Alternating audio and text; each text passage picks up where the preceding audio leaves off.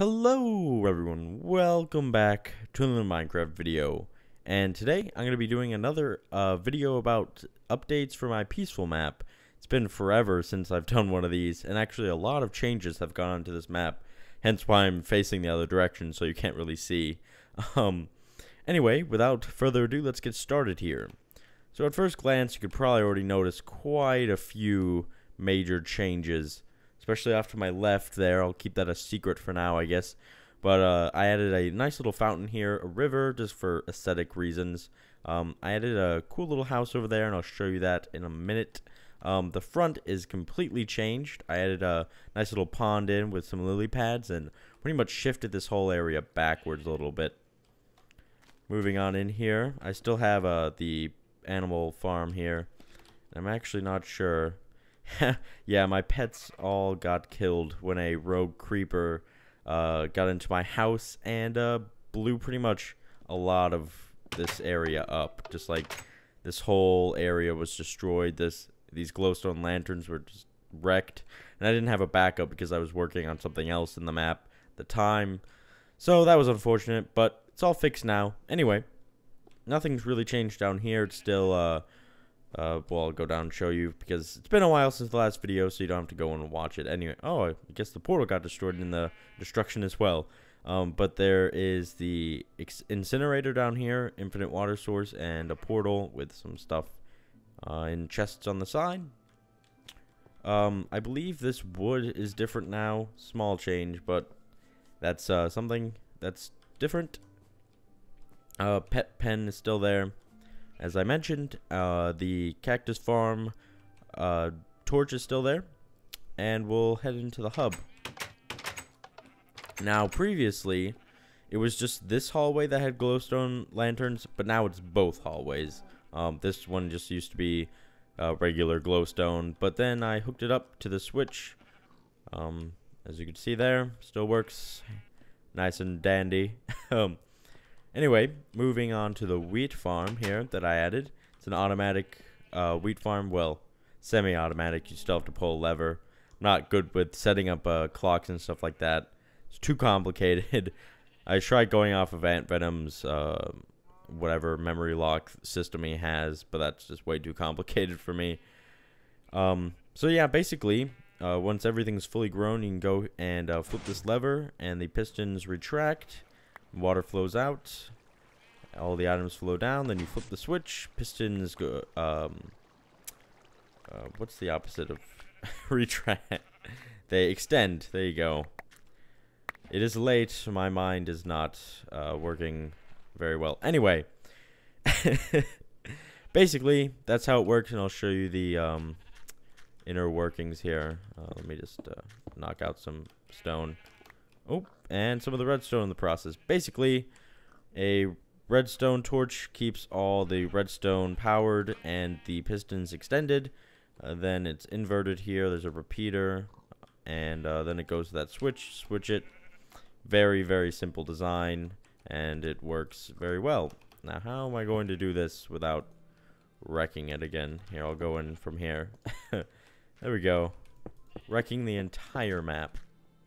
Anyway, moving on. There we go.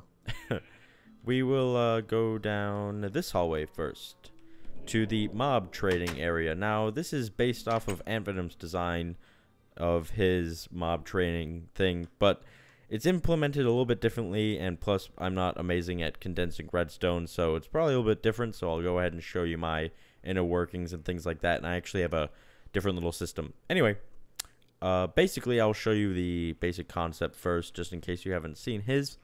You dispense a villager, and he will ride in here on his minecart. Hello. And we can look at what he has to trade with us. He wants 17 raw pork chops for an emerald. Yeah, I guess that's a fair trade. So, you can see over here there's a lever, and it indicates that when it's up, it kills him, or when it's down, it saves him. So, we want to save him because we like his trade, and then we'll drop him. Alright, and then we'll dispense another villager. And let's see what he wants. 8 emeralds for an iron sword. Are you kidding me? What a ripoff. So we'll flip it up to kill, and then we'll drop him, and we'll kill him. Then we'll dispense another one. One thing I'd like to mention is that this torch will be off when there's a villager in the holding, so that's to indicate just in case you forgot about him or something, and it just lets you know. Let's see what he wants. 7 emeralds for a saddle. Well, I guess that's kind of fair because saddles you can only find in dungeons. So we'll go ahead and save him. So we'll drop him. So that's basically how that works. So we'll go down here to the villager holding area. I should probably make this all wool, but it doesn't matter for now. Anyway, as you can see, there's 2 villagers down here sitting in their little mine carts, and they're on pressure plates, which I'll explain why in a second. But basically, if you want to trade with them, you can. There isn't really a huge benefit to this. It's just something that's kind of cool and works really well, I think. And it's just, I mean, you can't do much with villagers right now. So a nice little holding area for them, I guess. If you need that, this works. Anyway, now say we don't, or we're done, we traded with them, we don't need them anymore, and we'd want to fill this area up. Say there's another one here as well. Then you can go ahead and flip this lever, and it shoots out a fireball and kills them, basically, and he will die. Kill him. And then you just collect your minecarts, and that's basically it. You can move on. There's dispensers here. So now I will explain how this all works. Let me clear out my inventory here. So we'll fly on back up here, and I'll show you the dispensing part. So in here, in this mess of an area right here is actually outside. So I did have to work with a different size constraint than, say, Ant Venom would in his map, so that's why it's a little different. Anyway, the button is right here, so that's basically right next to the dispenser. And when you press the button, it will dispense a minecart, and it'll be powered down here and hit this detector rail, which will activate this dispenser filled with mob eggs, villager mob eggs, and put them in the minecart, and he'll ride all the way down onto here.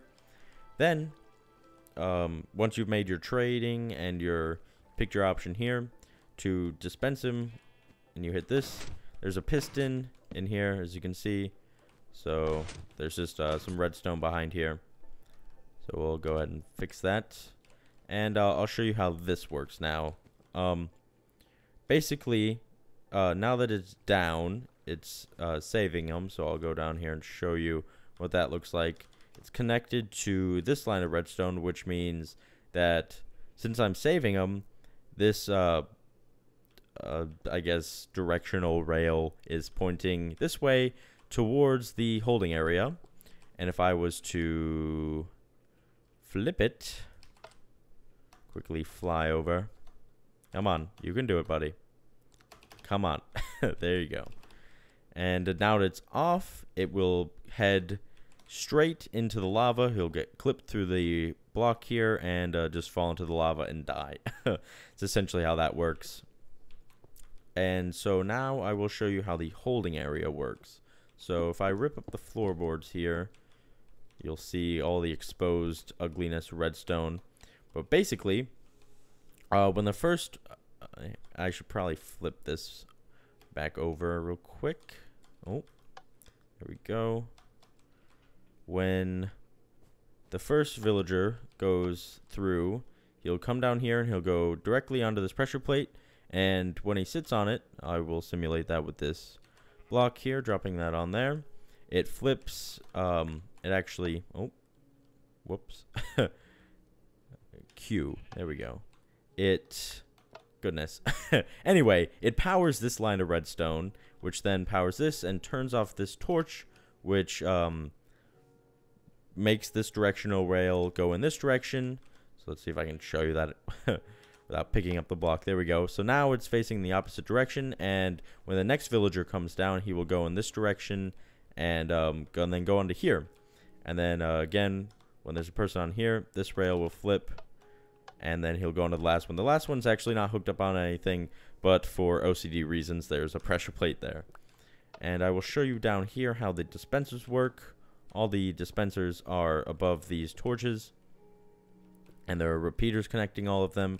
And then the line goes all the way up and over to that switch, which should probably be a button, to be honest. Doesn't really need to be a switch, because then you can just press it over and over again. Anyway, moving on to bigger and better things.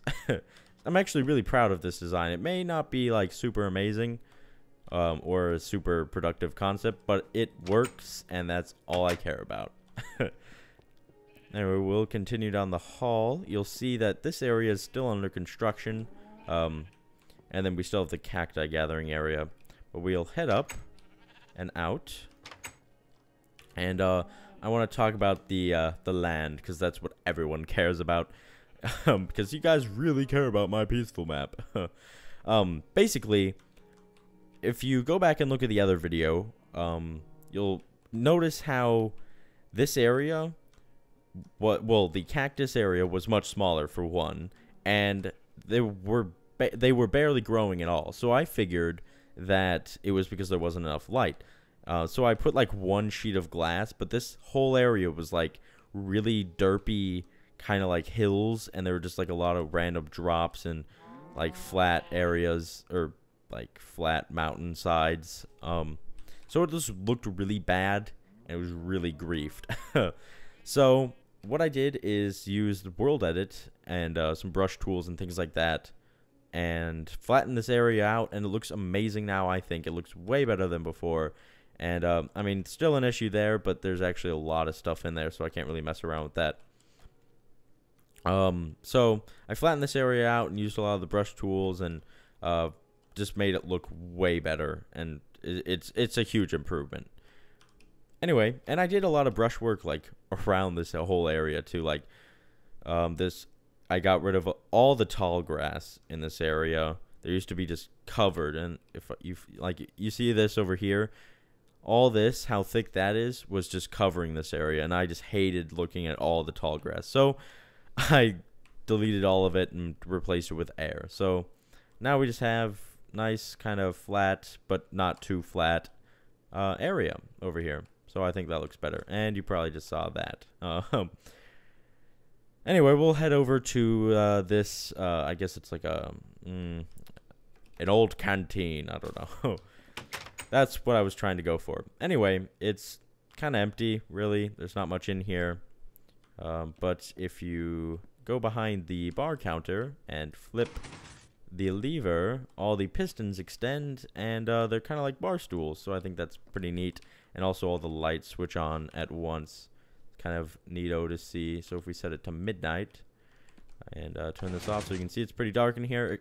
Although there are torches up there, but with using half slabs and things like that, it creates like a weird lighting effect in the corners, which is bizarre.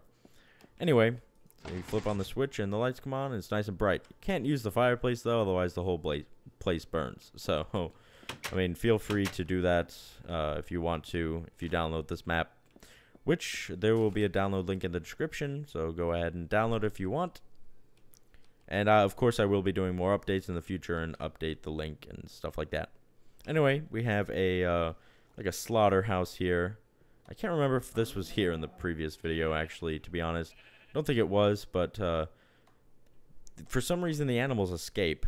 I don't know how. It's 2 fence-high borders, so I don't know how. I mean, there's nothing in the bottom anymore, and there's sheep, cows, and pigs in one mushroom in here.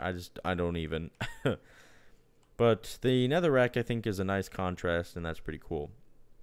Anyway, now if we follow this long path down here, you'll notice some squids.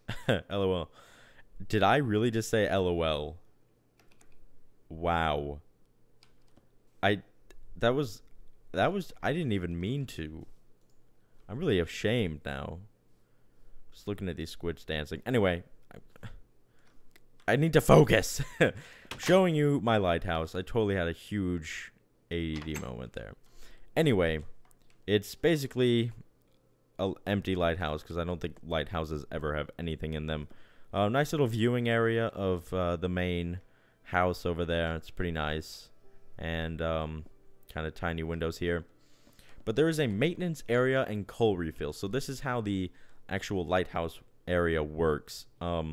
Because this is much smaller and I can't use booster rails in here, I had to use a coal, a powered minecart. So basically, you just fill it up with some coal. I don't know, 10 should be fine. And it pretty much goes like a full, like if you put 10 pieces of coal in, it runs for a long time. So, I mean, it's not like you have to do this every like 10 minutes. So it actually works really well and has a cool effect for the lighthouse. So I thought that was a better method than the traditional powered minecart rail method. So we'll make it nighttime and show you that. Looks fancy. And I did make the island here, the rocky island and sandy island in World Edit as well. Expanded the sugarcane coast, not much different there. And I also got rid of tall grass over there, well, most of it. It was like that. Anyway, I need to focus. But yeah, that's pretty much it for the updates of this map. So I think I'm going to just end off the video here. I hope you guys enjoyed. Remember, the download link will be in the description, and I'll see you all next time.